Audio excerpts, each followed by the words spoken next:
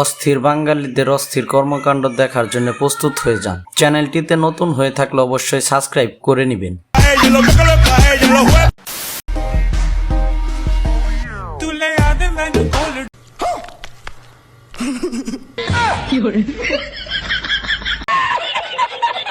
আমি বিশ্বাস করি না। এটা দেখার পরে বাপ্পা ভাই আপনি বিশ্বাস করলেন না, উনি হয়তো ওনার ওয়াইফকে খুব ভালোবাসে, তাই তার কাপড় চোপড় গুলো একটু ধুইয়া দিতাছে। আমার কথাটা কি ভুল আছে নাকি ঠিক? কথাটা ঠিকই বলেছেন। লাগবে নাকি? এত সুন্দর মাইয়া আমি জীবনেও দেখি নাই। তাহলে যদি আপনার লাগে তাহলে এখান থেকে একটা নিয়ে যেতে পারেন, ওনারা তো অফার আপনাকে দিয়েই দিল। তো যার যেটা পছন্দ হয় নিয়ে যান। আপনার বুদ্ধি ভালো।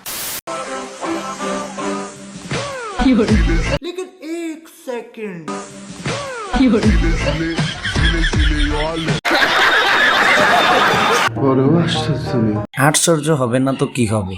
আমাদের বিনোদন দেওয়ার জন্য উনি কত কষ্ট করে একটা খেলা দেখাইতেছে, এদিকে ওনার ইজ্জত চলে যাচ্ছে, কিন্তু তারপরেও সে আমাদের খেলা দেখাইতেছে। কথা কি ক্লিয়ার না ভেজাল আছে? রুকো যারা, সবার করো।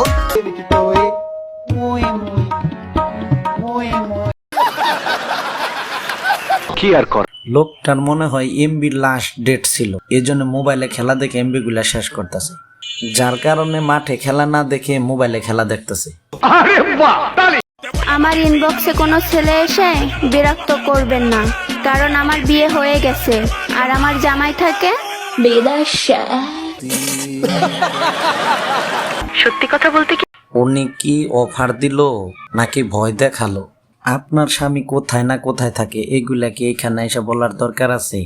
যদি কারো ওনাকে বিরক্ত করার ইচ্ছা থাকে তাহলে ইনবক্সে গিয়ে একটু গুতা দিয়ে আসেন।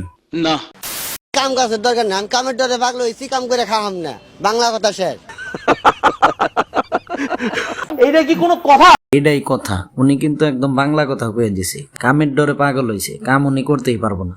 আচ্ছা, তা আপনি লেখাপড়া করেন নাই কেন? গাঞ্জা খাই কুল পাই না, লেখাপড়া করবো কোন সময়? মিতালি, তোমার মনটা কত নরম। শুভ হাত বের করো, এটা মন নয়। কি বলছেন আপনি? হ্যাঁ, উনি ঠিকই বলছে, ওটা মন না, ওটা অন্য কিছু। ওনার মনটা আসলে অনেক নরম। আশা করি আপনারা এটা বুঝতে পারছেন। আমার কথাটা বিশ্বাস করেন। আমি বিশ্বাস করি না।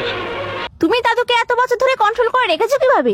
আমি বলুম না, আমার শরম করে। আমি তো দাদুকে বলে রেখেছি, তুমি বাড়ি ঢুকো আর না ঢুকো, রাত 9টা বাজলেই খাট খাবার শুরু হয়ে যাবে। ছি, এভাবে প্রকাশ্যে কেউ কে এসব কথা বলে? এই কথাটা দিদিমা প্রকাশ্যে বলছে বিদায় তার সংসারটা এখনো টিকে আছে।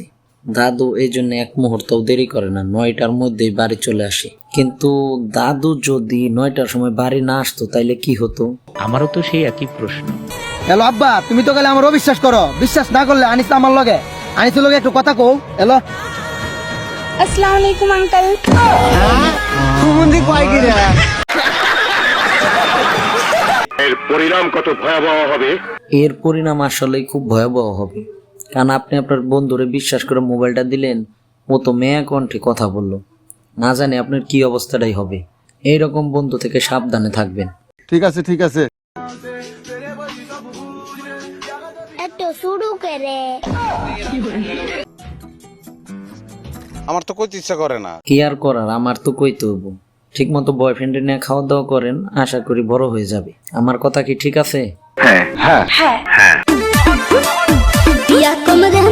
আশা করি ভিডিও দেখে আপনারা মজা পেয়েছেন। এরকম আরো ভিডিও পেতে অবশ্যই কমেন্টসে বলবেন।